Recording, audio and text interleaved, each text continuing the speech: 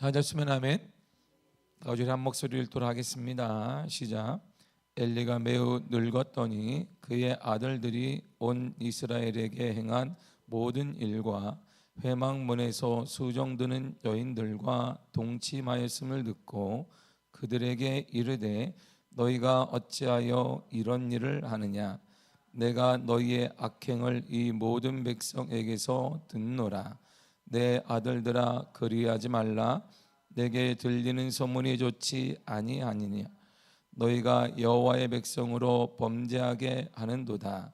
사람이 사람에게 범죄하면 하나님이 심판하시려니와 만일 사람이 여호와께 범죄하면 누가 그를 위하여 간구하겠느냐 하되 그들이 자기 아버지의 말을 듣지 아니하였으니 이는 여호와께서 그들을 죽이기로 뜻하였음이더라. 아이 사무엘이 점점 자라매 여호와 사람들에게 은총을 더욱 받더라. 아멘. 기도하겠습니다. 감사원금 이윤정, 대준, 서영 가정에 드렸습니다. 하나님 감사드립니다. 귀한 가정 사랑하시고 사역의 앞날 위에 하나님이 기름 부어 주시니 감사드립니다.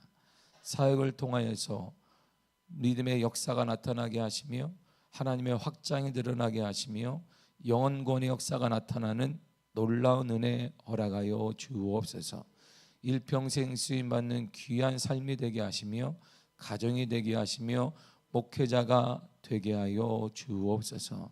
하나님과 사람 앞에 존귀 여김받는 귀한 믿음의 종으로 일평생 쓰임받게 하여 주옵소서.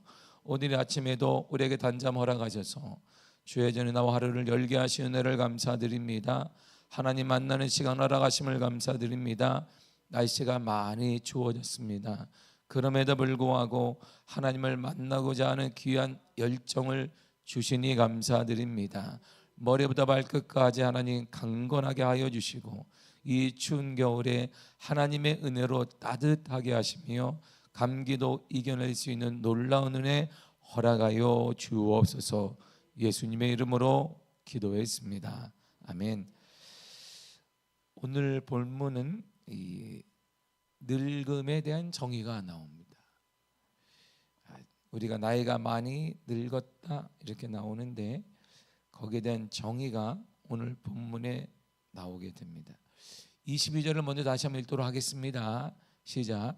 엘리가 매우 늙었더니 그의 아들들이 온 이스라엘에게 행한 모든 일과 회막문에서 수종드는 여인들과 동침하였음을 듣고 아멘. 보세요. 엘리가 매우 늙었다. 이것은 두 가지를 의미합니다. 육체적으로 노화했다. 나이가 들었다는 뜻이고 그리고 영적으로 노화했다.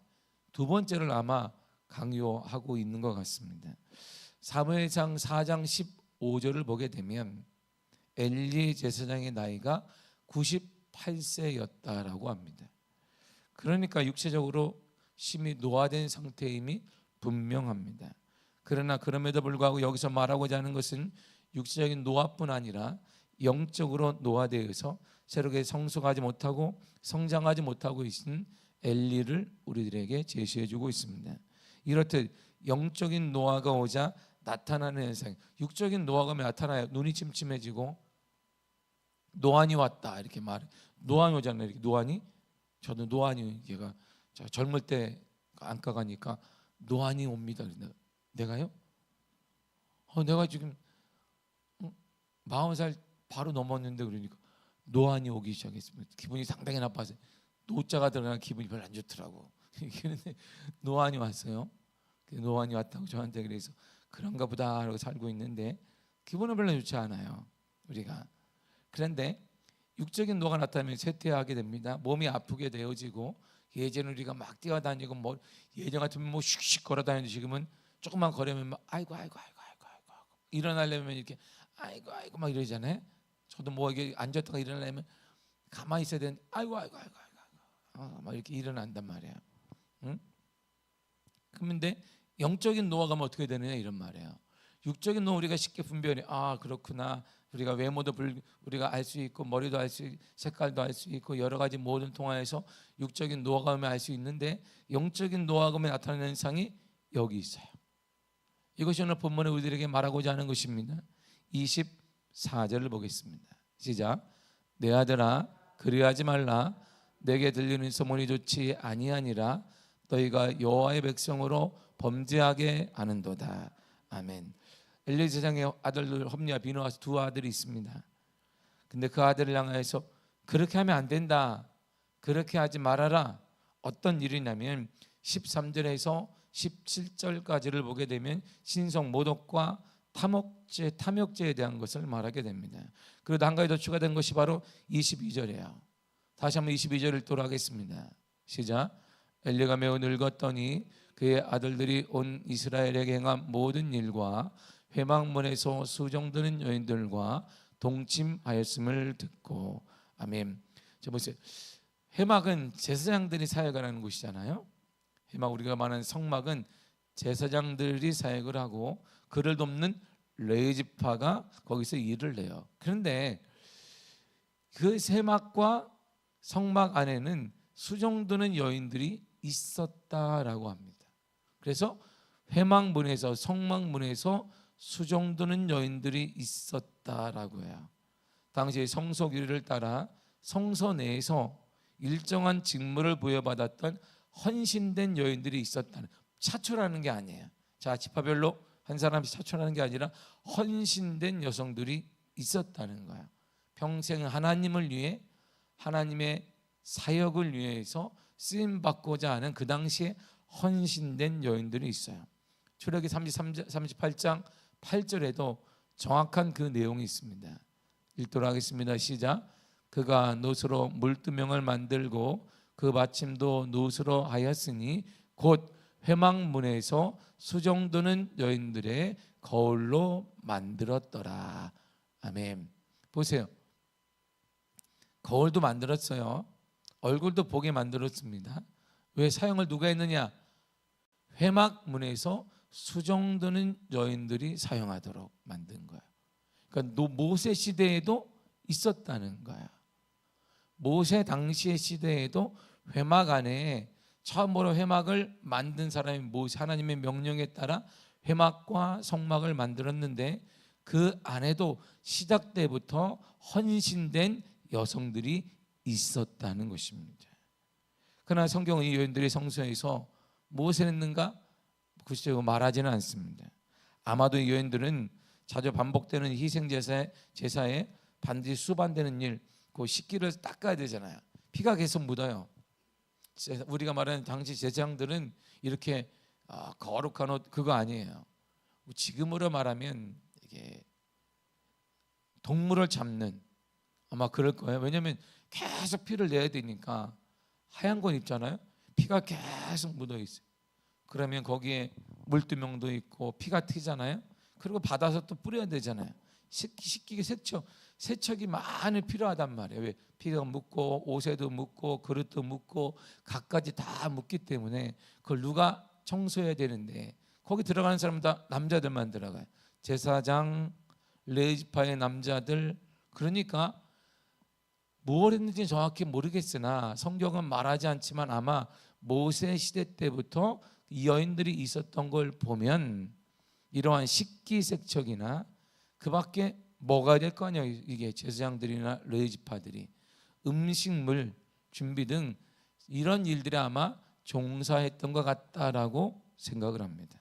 아무튼 이들은 하나님께 특별히 헌신된 구분된 사람이에요. 차출한 사람이 아니에요. 자, 필요에 따라 5명이 필요하네. 여기 르우멜 집파 5명 이런 사람들이 아니라 헌신된 사람이에요. 하나님 앞에 헌신해서 하나님을 위해서 쓰임 받고자 하는 여인들이 있었다 이런 말이죠. 오늘 이 새벽 예배도 제가 이 동네에 나와야 되고 권사님 이렇게 말한 게 아니라 여러분들이 헌신하여 할렐루야. 그래서 좋은 거잖아요. 그래서 우리가 은혜스러운 거지. 만약에 제가 날짜별로 여기 권사님은 오래 빠지지 않고 나오고 권사님은 막 그러면 내가 왜 이래야 되는데 내가 이랬을 거야 아마. 내가 무슨 죄로 내가 걸려가지고 올해 나 빠지지도 말라네 또. 아이고 내가 정말 이랬을 텐데 그런 거 아니잖아. 우리가 헌신된 무리가 나왔으니까 눈이 이렇게 밝은 거 할렐루야. 눈이 밝은 거죠. 이렇게 헌신되지 않고 제가 차출했으면 이 추위에 지금 동파돼 가지고 지금 계량기가 팡팡 터지는 판에 지금 내 몸도 터질 판에 누워서 따뜻하게 있어도 괜찮 지금 아플까 말까 하는데 지금 새벽에 일어나 가지고 그래도 우리가 이렇게 안 하는 것은 헌신됐기 때문이에요. 이런 여인들이 있었다는 거예요 그 당시. 그래야 성막이 유지가 되기 때문에요.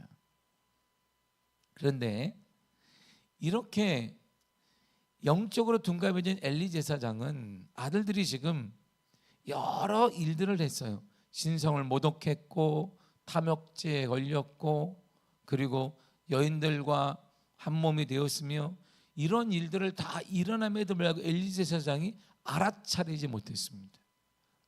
누군데요? 아들들이면서 제사장들이에요. 그러니까 엘리가 통솔하는데 듣지 못했어요. 엘리가 그럼 어떻게 알았느냐? 이게 기가 막혀요. 23절을 보겠습니다. 시작. 그들에게 이르되 너희가 어찌하여 이런 일을 아느냐? 내가 너희의 악행을 이 모든 백성에게서 듣노라. 아멘. 자기가 알아차린 게 아니다 이런 말이에요. 누구한테 들었다? 백성에게 들었다 이런 말이에요. 지금 아들들이 매일같이 사역을 해요. 아들들이 지금 여기서 하나님께 드렸니 하나님께 안 드리게 중간에 다 갖고 와요. 좋은 고기는 자기가 갖고 오고 예물도 좋은 건 자기가 갖고 여인들과도 자기가 자기 것 마냥 헌신된 무리를 자기가 취하고 있는데 이런 모든 것들을 직접 보고 확인한 것이 깨어있는 것이 아니라 백성들이 말하는 걸 들었다. 아들들아 그렇게 하면 안 된다 그렇게 말하고 있는 거예요. 백성들을 통해 들었습니다. 자신이 통제하고 자신이 관리해야 될 제장들의 문제, 자신의 자녀들의 문제를 모든 백성이 알고 난 후에야 알게 되었다 이런 말입니다. 백성들을 통해서 백성들로부터 들어서 알게 되었다 이런 말이에요. 뭘 말할까요? 영적으로 우리가 노화됐다는 특징이 뭐냐면 영적 분별력을 상실해 버리는 거예요. 분명히 알아야 돼요. 하나님께 드려진 예물, 하나님께 드려진 것들 뻔한 거예요.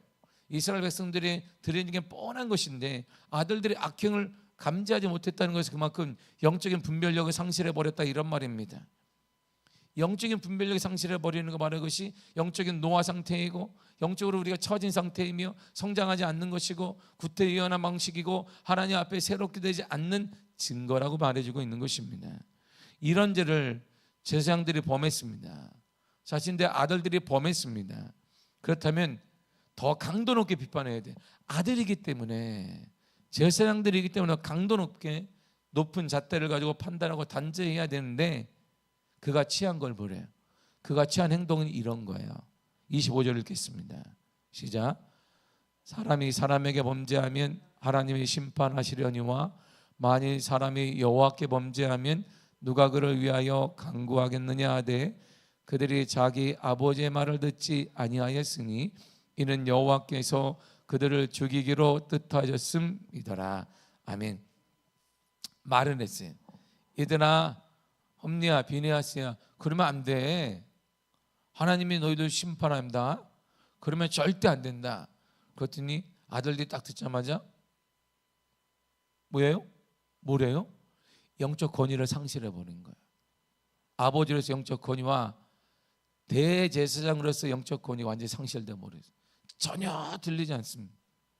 너블리스 오블리제라는 말이 있습니다. 사회 지도층은 그 사회에 대한 책임이나 의무를 모범적으로 실천해야 하고 일반 시민들보다 더 높은 도덕성을 요구받는다. 이게 바로 노블리스 오블리제예요.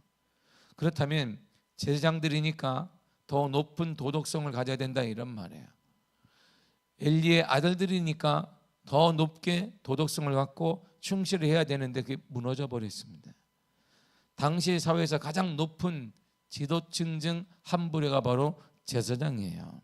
그렇다면 그에 맞는 도덕성 의무를 다해야 되고 그렇지 못할 때는 일반 시민보다 더 큰 해를 받아야 되지만 엘리 제사장이 취한 것은 그거 아닙니다. 정말 그렇다면 제사지분을 뺏고 아들을 내어 쫓고 다시는 범죄하지 말도록 각성하게 해야 되는데, 엘리가 한 것은 그러면 안 돼.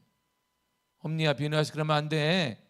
그러니까 그들이 아버지의 말을 듣지 아니하였으니 그렇게 말해요.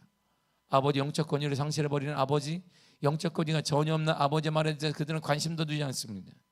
이처럼 지도자 한 사람의 죄에 대해 무감각한 행동, 가장 한 사람의 공이 없는 애정의 결과가 뭐냐면 이는 여호와께서 그들을 죽이기로 뜻하셨음이더라. 보세요. 엘리의 영적 노화 상태가 오게 되니까, 아버지가 영적으로 퇴화되게 되니까 아들들이 죽어가는데도 아무런 행동을 취하지 않는 것이에요. 오늘날 한국교회가 죽어가고 있다는 사람들은 늘 말합니다. 계속 말해요. 계속 말해. 부처빵에 대해서도 말해요. 이렇게 요즘에 부처빵을 했는데 인기가 많았더니 거기다가 사도행전을 써놨더니 크리스찬이 한 것이냐 계속 사회적으로 말. 그러면서 딱 결론이 그거였어요. 이것이 바로 오늘날 사람들이 보는 기독교에 대한 태도이다, 이렇게 보는 것이. 뭘 해도 사람들은 기독교에 대해서 그렇게 보는 것이.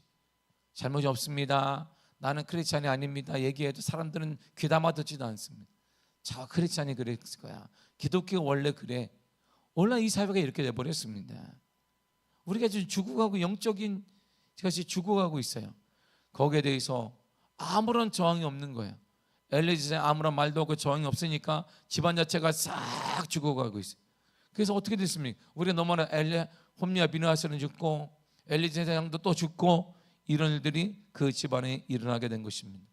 그러므로 그래서 사랑하는 자는 내 영혼이 잘된 같이 범사가 잘되고 강건한다, 이렇게 말하는 것입니다.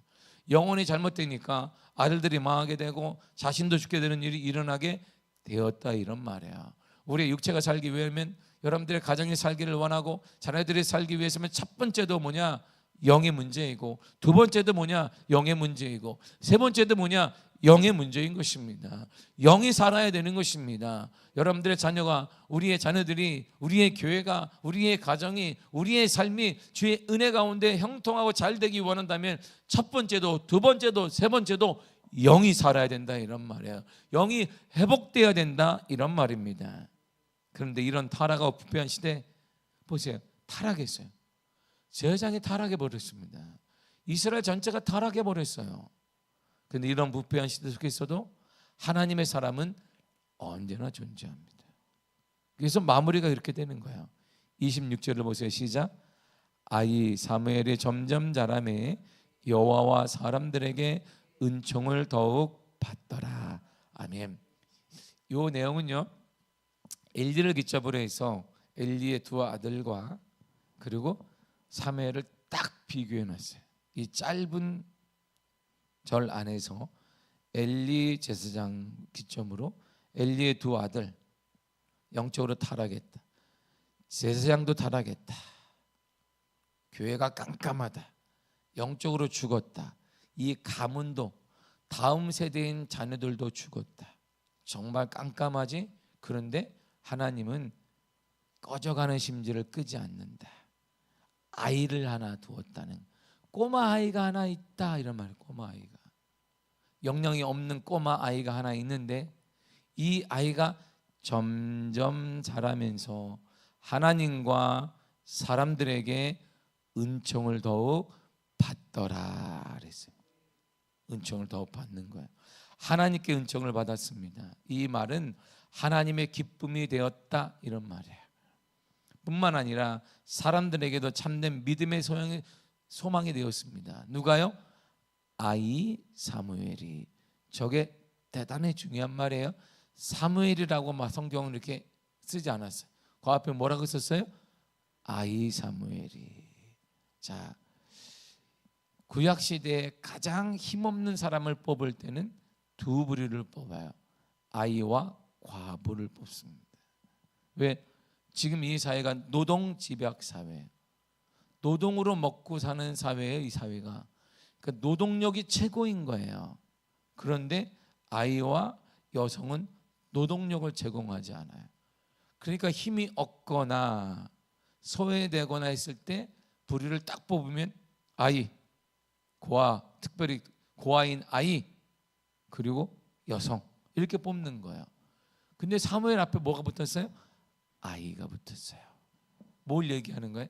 별것 아닌 아이, 별것 아닌 존재, 사람들이 무시할 수 있는 존재, 이런 뜻이에요. 영향이 없는 사람, 전혀 이 사회에 영향가가 없는 사람, 이렇게 취급하는 거예요. 근데 그 사람을 하나님이 살려뒀단 말이에요. 뭘 위해? 이스라엘 전체 나라의 회복을 위하여서, 가정의 회복을 위해서, 교회 회복을 위해서 누구 살려놨다? 아이 사무엘을 두었다라는 것입니다. 이 아이 사무엘을 통해 이스라엘의 왕권이 회복되어지고, 아이 사무엘을 통해 이스라엘의 첫 번째 왕인 사울이 선택을 받게 되고, 아이 사무엘을 통해 하나님의 은혜가 내 다윗이 쓰임 받게 되고, 아이 사무엘을 통해 하나님이 쓰시는 놀라운 은혜를 우리는 성경을 통해 볼 수가 있는 것입니다. 그러므로 어린아이 우습게 보지 말라는 말이에요. 함부로 대하지 말라. 아무리 어둡고 타락하고 부패한 시대라 할지라도 하나님께서는 하나님의 삶을 반드시 찾고, 하나님께서는 하나님의 삶을 반드시 세워 주신다는 것입니다. 때때로 우리의 생각과 가치가 완전히 뒤집혀요. 무슨 힘이 믿겠어 이게? 저 사람이 감당하겠어? 예, 그가 감당할 수 있습니다. 여러분, 그 사람이 감당할 수 있어요. 우리의 다음 세대, 쟤네들이 예, 쟤네들이 감당할 수 있습니다. 그 아이들이 은혜 받아 감당할 수 있습니다. 그 아이들이 정말 하나님의 역사 가운데 쓰임 받을 수가 있더라, 이런 말이에요. 여러분들 기도 가운데 어제 아이들이 수련회를 마쳤어요.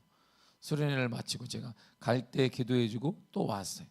제가 이제 기도를 해주는데 아이들의 눈이 이렇게 기대가 좀 불을 받아가지고 눈이 막 이렇게 나라바람 불이 막 이렇게 확 타오를 줄 알았어요.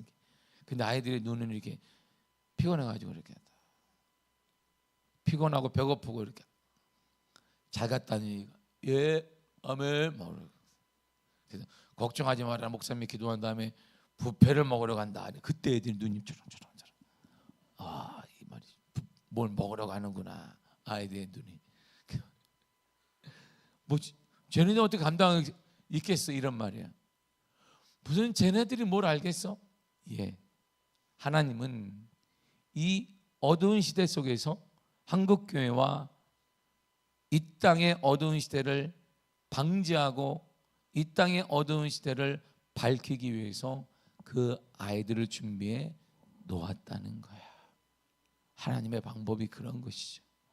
우리의 생각과 달라도 전혀 하나님은 하나님의 방법대로 일하십니다. 그래서 주님이 이렇게 말씀하신 거예요. 마태복음 3장 9절입니다. 시작. 속으로 아브라함이 우리의 조상이라고 생각하지 말라. 내가 너에게 이르노니 하나님이 능히 이 돌들로도 아브라함의 자손이 되게 하시리라. 아멘. 바로 그거 쓸모없는 것, 생명체도 없는 것, 그게 가치가 없는 것, 그것을 통해서 하나님은 일하시고, 그 사람은 그걸 통해 하나님은 아브라함의 자손이 되게 하시고 축복의 사람이 되게 하시고 하나님이 사용하시며 하나님이 위대하게 원대하게 뜻 가운데 사용할 수가 있다, 이런 말이에요. 여러분이 그 한 사람이 되시기를 바랍니다. 내가 보니까 넌 나이도 있고 모두 있고, 아니다, 이런 말이에요. 그게 아니다, 이런 말입니다. 그게 아니라는 거예요. 나는 모두 아프기도 하고 나이도 있고 모두, 그건 우리의 생각인 거예요. 그게 깨질 때 하나님이 나를 마지막까지 사용하시고 나를 쓰시며 귀한 사람으로 여기시고 노년의 내 삶의 마지막에 나를 통해 우리 가정과 가문의 소망이 되게 만들어 주시더라, 이런 말입니다. 거기에 일반적인 상고에 딱 우리를 가둬두면 그렇게 살고 마감하는 것입니다. 내 나이가 이러니까 그런 것이고, 그러면 우리가 갇히는 거예요. 이렇게 그 사고에 갇혀서 더 이상 하나님이 할 수 있는 일들과 하나님의 역사와 하나님의 은혜, 모든 게 갇혀버려서 끝나는 것이지만, 그러나 하나님의 말씀을 믿고 아이 사무엘을 통해 돌들을 통해서도 하나님이 일하신다는 확신을 갖고 있다면, 나와 같은 연약한 사람, 나와 같이 나이가 든 사람, 나와 같이 부족한 사람을 통해 하나님은 마지막에 나를 사용하시고 이루어주시며 가정과 가문이 회복되게 하시며 부흥의 역사가 나타나게 될 줄 믿습니다. 여러분들을 사용하여 주실 것입니다. 사랑하는 권사님 여러분, 여러분들을 쓰실 것입니다. 여러분들을 귀하게 사용하여 주실 것입니다. 이런 담대한 믿음을 가지고 오늘도 살아가시기를 바랍니다. 인생의 끝은 하나님이 정하시는 것입니다. 우리가 정하는 것이 아니라 하나님이 정하실 그때까지 우리가 할 일은 최선을 경주해서 여러분들의 인생을 살아가시기를 바랍니다. 아이 사무엘을 영적인 타락한 시대에 귀하게 사용하시고 돌을 아브라함의 자손이 되게 하신 그 하나님의 은혜가 우리같이 연약한 사람들을 통해, 연약한 교회를 통해 하나님이 사용하시고 쓰시는 놀라운 은혜가 우리 교회 여러분들의 삶의 가정에 나타나게 되기를 간절히 축복합니다. 기도하겠습니다. 하나님 감사드립니다. 주의 은혜